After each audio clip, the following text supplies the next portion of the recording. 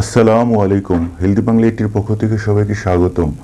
আজ আমরা এমন একটি এক্সারসাইজের কথা বলবো যে এক্সারসাইজ করতে কোনো ইনস্ট্রুমেন্টের প্রয়োজন হবে না, অথচ এ থেকে যে ফল পাওয়া যাবে তা অবিশ্বাস্য। এক্সারসাইজটি হলো পুশ আপ। শরীরের ওজনের ভারসাম্য দু হাতের উপর রেখে পুরো শরীরকে উপর নিচ করার এই কেরামতিকে পুশ আপ বলে। এটি বেশ কষ্টকর, তবে এই কষ্ট করলেই আসল কেষ্টটি মেলে। দীর্ঘক্ষণ ঘাম ঝরিয়ে এত কষ্ট করে ঠিক কী ধরনের উপকার মেলে পুশ আপ থেকে? বহু শরীরচর্চা বিশারদদের মতে পুশ আপ করলে শরীরের শক্তি বৃদ্ধি পায়, ক্যালোরি ঝরে, মানসিক শক্তি দৃঢ় হয় এবং আত্মবিশ্বাস বাড়ে। এছাড়াও গলা থেকে পা অবধি প্রতিটি মাংসপেশি শক্তিশালী হয়ে ওঠে। অনেকে আছেন যারা অনেকক্ষণ ধরে পুশ আপ করতে পারেন, তবে একদিনে বা কয়েক দিনের মধ্যে অনেকক্ষণ ধরে পুশ আপ করার চেষ্টা না করাই ভালো। ধীরে ধীরে সময় হাতে নিয়ে অনুশীলন করতে করতে তবেই পুশ আপ করার নির্ধারিত সময় বাড়ানো উচিত। পুশ আপ করার নিয়ম জানার আগে চলুন জেনে নেওয়া যাক নিয়মিত পুশ আপ করলে কী কী উপকার মেলে। নাম্বার 1, সারা শরীরের ব্যায়াম হয়। পুশ আপ করলে সারা শরীরের মাংসপেশির উপর চাপ পড়ে। এতে মাংসপেশিতে যে টান পড়ে তাতে শরীরের উপকার হয়। এছাড়াও পুশ আপ করলে হাত, কাঁধ এবং শরীরের নিচের অংশ মজবুত হয়। শুধু তাই নয়, পুশ আপ মাংসপেশিকে স্থিতিস্থাপক বানাতে সাহায্য করে। নাম্বার 2, ভারসাম্য বজায় রাখতে সাহায্য করে। পুশ আপ করলে আমাদের মাংসপেশির অন্দরে থাকা ফাইবারের উন্নতি ঘটে। এই ফাইবারগুলো প্রত্যেকটি আণুবীক্ষণিক এক ধরনের স্নায়ু। এই স্নায়ুগুলো আমাদের শরীরের ভারসাম্য বজায় রাখতে সাহায্য করে। ফলে নিয়মিত পুশ আপ আমাদের শরীরের ভারসাম্য বজায় থাকে।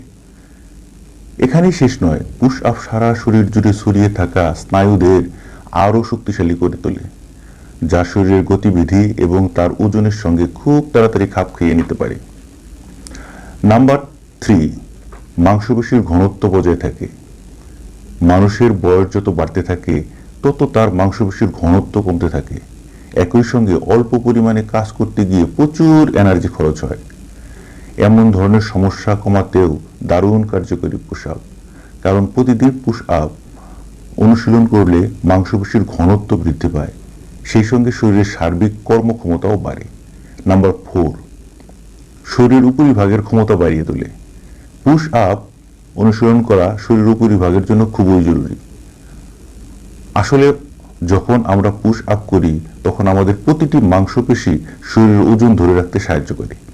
এছাড়াও এই এক্সারসাইজটি করার সময় শির দ্বারা সোজা থাকতে পারে এবং দেহকে উপর নিচ হতে সাহায্য করে। একই সঙ্গে বুক, পেট, কাঁধের উপর ক্রমাগত চাপ পড়তে থাকায় শরীরের এই অংশগুলিও উপকৃত হয়। এইভাবে শরীরের উপরিভাগের কার্যক্ষমতা ও স্থিতিস্থাপকতা বৃদ্ধি পায়। নাম্বার 5, স্ট্রং কোর পেতে সাহায্য করে। আপনি কি স্ট্রং কোর বানাতে চাইছেন? আসলে এগুলি হলো শরীরের বিভিন্ন অ্যাবের নাম, যা শরীরের বিভিন্ন অংশ ভেদে এইভাবে পরিচিত। কোর বলতে বোঝায় পেট, কোমরের দুই পাশ এবং পেলভিসের নিচের দিকের অংশ। প্রসঙ্গত, নিয়মিত পুশ আপ করলে শরীর এমন একটি পর্যায়ে চলে যায় যখন যে কোনো ব্যায়ামও খুব সহজে করে ফেলা যায়। এমনকি পুশ আপ করলে কোমর ব্যথাও দূর হয় এবং শরীর গঠন দৃঢ় হয়। এখন জেনে নেই পুশ আপ কিভাবে করব। নাম্বার 1, তাড়াহুড়া করবেন না। পুশ আপ কতটা করছি, কতবার করছি সেটা অনেকটাই ভেবে দেখার মতো বিষয়।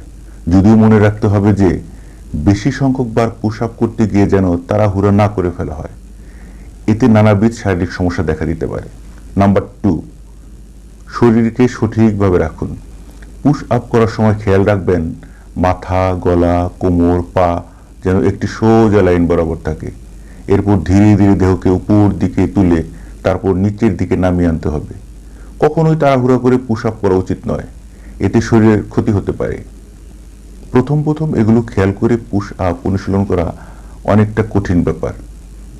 ধীরে ধীরে অভ্যাস হয়ে গেলে তখন এক্সারসাইজটি ভীষণ সোজা হয়ে পড়ে। নাম্বার 3, নিতম্বকে সঠিক রাখুন। পুশ আপ করার সময় এই বিষয়টি খেয়াল রাখা প্রয়োজন, কারণ দেহের ভারসাম্য বজায় রাখতে হলে নিতম্বকে অনেকটা শক্ত করে রাখতে হবে। চেষ্টা করতে হবে যাতে গলা এবং পায়ের সোজাসুজি শরীরের এই অংশটি থাকতে পারে।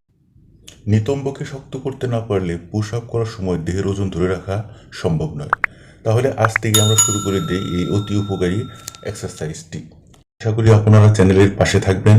আগামী ভিডিও দেখার জন্য আপনাদের আমন্ত্রণ রইল। আপনাদের মূল্যবান লাইক, কমেন্ট, শেয়ার, সাবস্ক্রাইব এবং বেল বাটন অন করবেন আশা করছি। ধন্যবাদ সবাইকে। আসসালামু আলাইকুম।